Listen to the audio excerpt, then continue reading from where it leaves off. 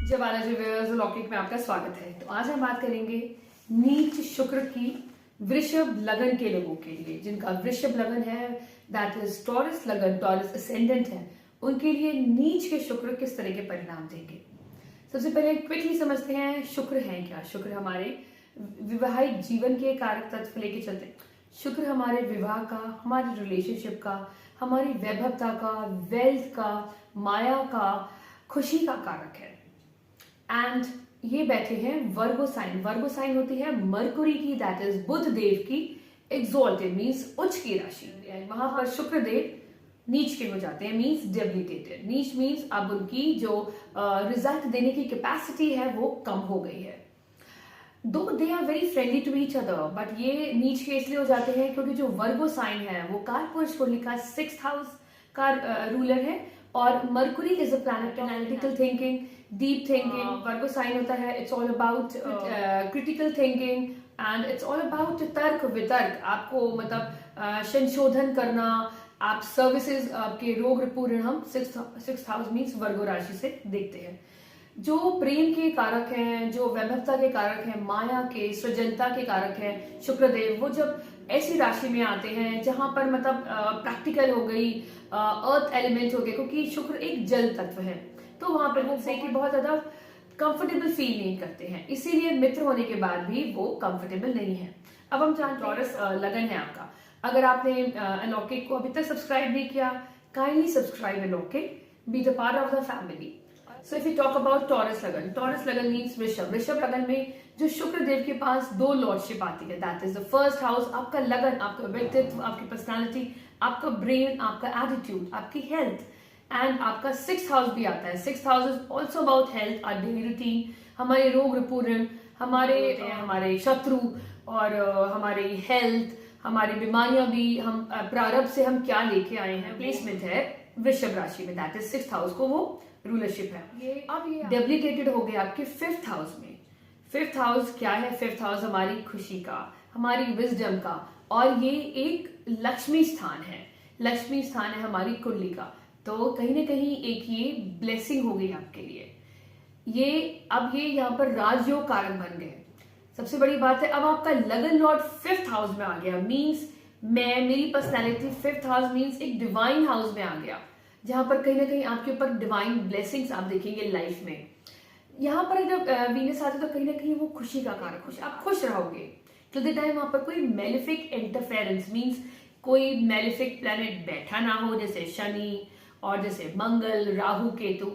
अगर ये एफ्लिक्टेड नहीं है तो कहीं ना कहीं आपका चेहरा हमेशा खुश रहेगा, एक ग्लो होगा, आप एक हैप्पी गो लकी होगे, क्योंकि यहाँ पर लगन लॉर्ड आ गया आपके 5th हाउस में, लक्ष्मी स्थान में, मीन्स एक ये राजयोग हो गया। और सबसे इंटरेस्टिंग बात ये होती है कि आपका 6th हाउस जो रोग रिपू ऋण का है वो भी हमारे शुक्रदेव के पास है, वो अब आ गया 5th हाउस में, अपने से बार चला गया, लॉसेस हो गया। और दूसरी बात है, अब आपके शत्रु वीक हो गए।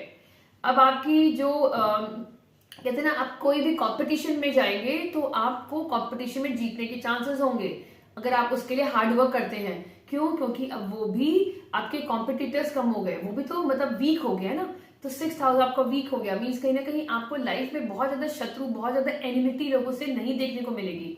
It's a blessing placement. और यहाँ पर अगर सपोज मरकुरी आ गया, मीन्स बुध देव आ गया, फिर तो क्या कहने, सरस्वती योग हो गया आपका। क्यों?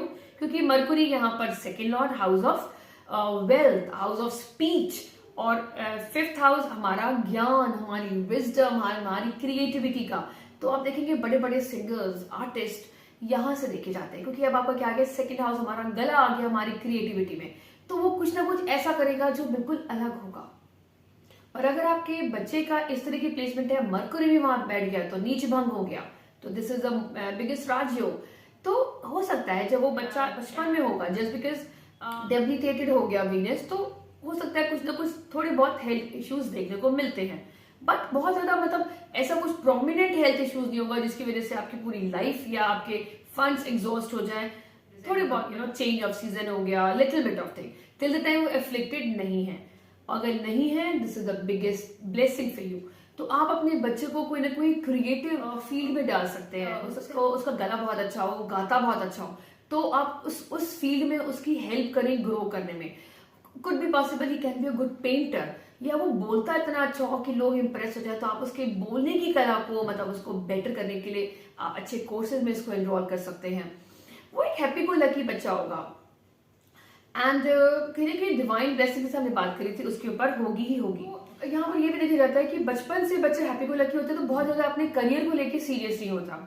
तो अगर आपका बच्चा यहाँ पर मरकुरी नहीं है, सपोज यहाँ सैटर्न हो गया, तो कहीं ना कहीं आपके अंदर क्रिएटिविटी होगी, आप उसे एक्सप्रेस नहीं कर पाएंगे।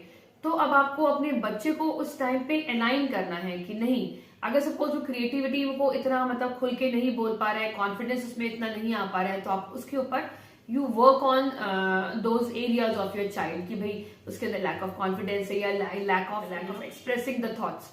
आप उसके ऊपर मतलब बच्चा बचपन से बहुत ज्यादा मतलब करियर को लेके फोकस नहीं कह सकते हैं। क्यों? क्योंकि ये मौज मस्ती वाला घर है, खुशी वाला घर है। मतलब आपकी जिंदगी में सब कुछ होगा, मतलब आपको लगेगा आई हैव एवरीथिंग, मेरे पास सारे कंफर्ट हैं लाइफ में, एवरीथिंग इज देयर, मेरे पेरेंट्स बहुत सपोर्टिव हैं। तो वो बच्चा अपने जो एक प्राइम टाइम होता है ना हमारी ग्रो करने का, फोकस होने का, वो कई बार बच्चे वो अपनी मौज मस्ती में, फ्रेंड्स में, ऐसे वैसे संगति में पढ़ के वो अपने फोकस को भूल जाते हैं। तो बीइंग अ पेरेंट आपको ये ध्यान रखना है कि आप इस टाइम पे अपने बच्चे के ऊपर ध्यान दें कि वो किस संगति में है, क्योंकि यहाँ से जो भी प्लैनेट देखेगा वो 11th house, house of gain, house of friendship, house of network. तो आपका यहाँ पर बैठा हुआ प्लैनेट बहुत इंपॉर्टेंट हो जाता है, क्योंकि वो कहीं ना कहीं आपको सोर्स ऑफ इनकम भी देगा आपको। तो आपको ये भी देखना है कि जब आपका बच्चा बड़ा हो रहा है तो वो कहीं मतलब किसी बुरी संगति में नहीं है, किसी तरीके बहुत ज्यादा अफेयर्स में नहीं है, या इंक्लिनेशन या अट्रैक्शन टूवर्ड्स अपोजिट सेक्स की तरफ तो नहीं है। वो अलाइनमेंट है, अगर आप if you went to an affair तो आपने अपना 100% देना है, आपने चीटिंग नहीं करनी। क्योंकि कई बार यहाँ पर यह भी देखा जाता है कि आप काफी ज्यादा दिल फेक भी हो सकते हैं, कि मतलब आज आपको ये पसंद आई है या ये पसंद आया है, फिर अगली कुछ टाइम के बाद वो पसंद होगा, तो अब बोर हो जाएंगे। आपने उस चीज को कंट्रोल करना है, क्योंकि कहते हैं ना डेस्टिनी मेरे साथ है, बट कहीं ना कहीं हमारा एक फ्री विल होता है। अगर हमने अपने फ्री विल, हमने अपने कर्म से हमने अपनी डेस्टिनी को खराब नहीं करना, तो आपने ये देखना है या तो आपको चीटिंग नहीं करनी अपने लव अफेयर में, किसी को धोखा नहीं देना, या अगर वो मेलिफिक सपोज वो मून बैठा है तो हो सकता है वहां पर आपके साथ चीटिंग हो जाए।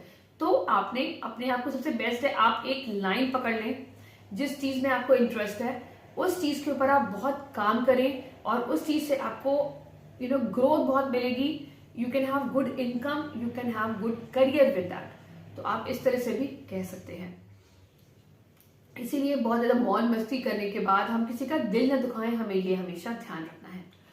अगर ये वीडियो आपको पसंद आता है तो इसे शेयर करें, इसे लाइक करें, बेल आइकन दबाएं, सब्सक्राइब करें लॉकी को। Thank you so much, stay blessed.